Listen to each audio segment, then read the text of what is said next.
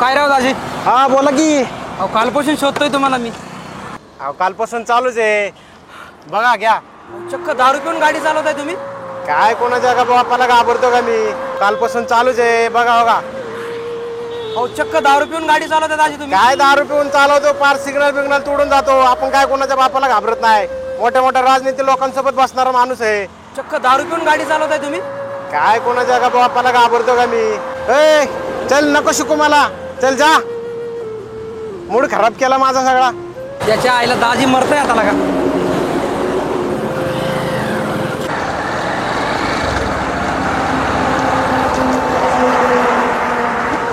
Hello hello hello.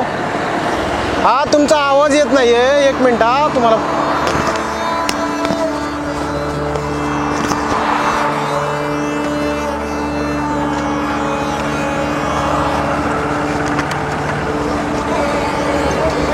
Hello. हा बोला साहेब. हा पोचतोय तुमच्याकडे. 5 ते 10 मिनिटात पोचतोय तुमच्याकडे. येतोय मी आता.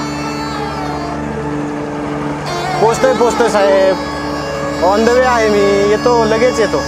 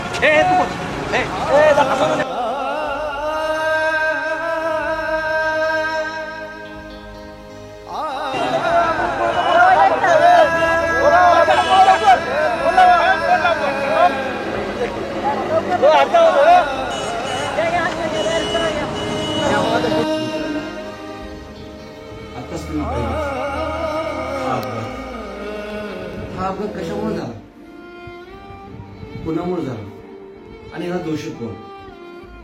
केंद्र सरकार, राज्य सरकार, कोण आहे? हे पहा मित्रांनो, या व्यक्तीने दारू पिऊन गाडी चालवली होती आणि त्याचबरोबर कुठल्याही सिग्नलचा कधीही विचार करत नव्हता.